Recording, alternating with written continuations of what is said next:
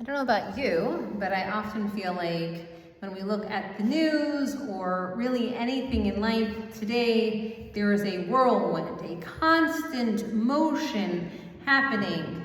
At least for me, maybe because I have 3 kids, I feel as if all I am doing is running from one place to the next, one thing after the other, trying to just keep up, which seems to be a harder task as time moves forward. I've also found myself, of course, wrestling with and watching the news, and then every once in a while going, oh, I need to stop doom scrolling, and then I find myself back again looking at the news. But I find myself dealing with and wrestling with yet another question, a deeper question. Even as the world changes around us, no deciding factor, good, bad, or whatever on it, are we remaining true to who we are? This 7th day of Passover, which of course is tomorrow because I miscounted, provides the perfect backdrop with reflecting on the very answer to this question. This day commemorates the 7th day of Passover, commemorates the Exodus from Egypt, specifically the moment when the Israelites left Egyptian bondage, began their journey toward revelation at Sinai, and the Israelites, of course, if you recall anything about the book, were busy collecting plunder. We can discuss whether or not that was good, bad, or something for a different sermon on a different night. And yet Moses, amongst all of the chaos, had still presence of mind. In the midst of all of that upheaval, I think he demonstrated in so many ways what leadership can be.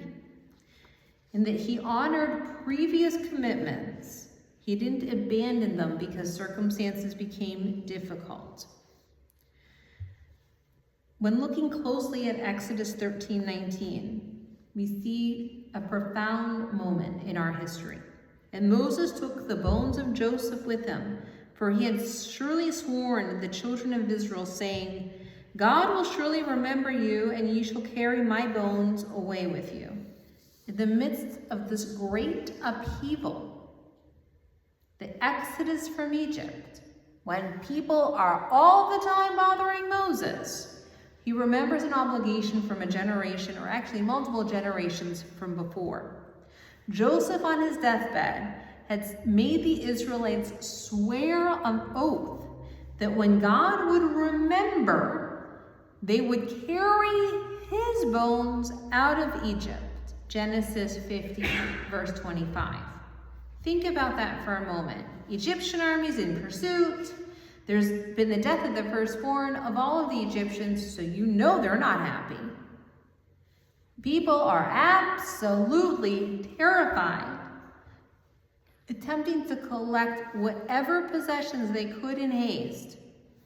And there is Moses, focused on fulfilling an oath from a previous generation. The Mechilta, an early commentary from the 2nd century, highlights this about Moses as a leader. This apprises us of the wisdom and saintliness of Moses. All of Israel were occupying themselves with the spoils, and Moses was occupying himself with the mitzvah of the bones of Joseph. While everyone else was focusing on personal gain or maybe safety, Moses kept his eye on a long-term obligation.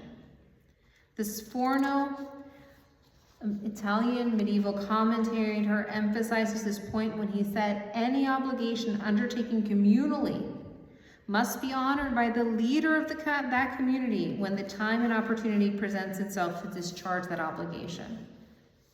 The rabbis were defining what leadership looks like. It is not simply responding to the crisis of the moment, but it is remembering prior commitments that define a people.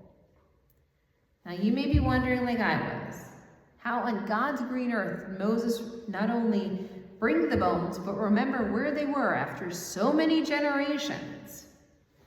Well, the Midrash has this, frankly, hilarious account. Moses sought out Sarah, the daughter of Asher, who happened to have lived a very long time. like hundreds of years. Already, you know, we're kind of in fantastical land with the rabbis. She told him that the Egyptians had placed Joseph into an iron casket and sunk it into the Nile River, hoping that his presence would bless the waters. Moses then went to the Nile's edge. He called out in the special way that Moses could whenever he gets near water, "Joseph, the time which the Holy One, praised be God, gave an oath to remember Israel has expired. The oath which you have adjured Israel is now to be fulfilled. If you will reveal yourself, wonderful. But if not, then we shall be free from the obligation of your oath." And immediately we're told Joseph's casket rose to the surface of the Nile River. It's a moment after all Marvel Comics would be so proud. But the powerful image stands, as it were. There is Moses calling out across the generations, ready to fulfill a sacred promise. And in case you're curious, those bones obviously were safe. The iron casket did not rust. There was no degradation. In fact, the Hebrew word for bones, atzamot, share the same word for essence. And Shnei Luchot Habrit, written by Rabbi Isaac Horowitz, emphasizes the dual meaning that Moses took not only his bones, but also his essence when he traveled with the Israelites. And this essence that Moses went on to honor, in case you are curious, it is the integrity of faith well maintained through trials and tribulations. And as we all know in the story of Numbers, Moses faces trials and tribulations like nothing he thought he ever would. But he had Joseph's bones to push him forward through all of that. By carrying Joseph's essence, Moses prepared the people to receive the Torah. He reminded them that even in moments of radical transition, we must remember who we are and what we stand for. Interestingly enough, in case you were curious, it was not Moses who buried Joseph's bones in the land of Israel. Rather, Rashi highlights in commenting in Deuteronomy chapter 8, if you have begun a commandment, be sure to finish it. For only the one who finishes it gets the credit. The actual burial of Joseph in Shechem was recorded in the book of Joshua. It was Joshua who fulfilled the mitzvah. But ultimately what we see is that it was Sirach to Moses to Joshua that communally the mitzvah was fulfilled. So what does this teach us about our lives in these chaotic times? Well, I think it points out a few different things. As Sforno points out, when we make a collective commitment, we must honor that collective commitment, even in times of change, even in moments of upheaval, even when it feels as if the world is falling around us. Second, as Rabbi Hezekiah ben Manoah, a 13th century French commentator, suggests, it matters deeply to honor the final wishes of those who can no longer honor or advocate for themselves. Joseph's brothers had sold him into slavery. Fulfilling his final wish was in fact an act of repentance and restoration. And in recent months, we've seen some of these principles in action. As Abigail Ehrman, assistant professor of Jewish education at JTS, notes, it has been nearly 600 days since October 7th, 2023. And yet, throughout Israel and around the world, people continue to demand for the release of the hostages in Gaza. This includes those living and those no longer living. The persistence embodies the legacy of Moses' leadership, refusing to abandon those who have been taken, maintaining an enduring commitment to human dignity, and acting with conviction and integrity in dark moments. The carrying forward of our history into our present reminds us and is a central theme in the Talmud, and tells us that when the Israelites traveled in the desert, they had 2 arks.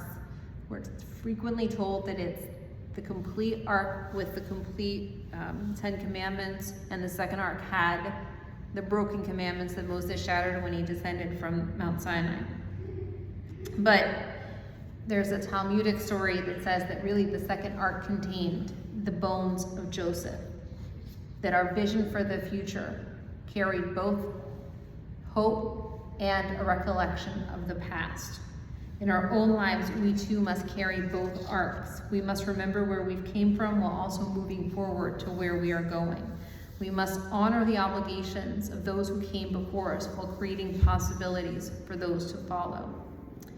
In the chaos of the Exodus, Moses remembered what truly mattered.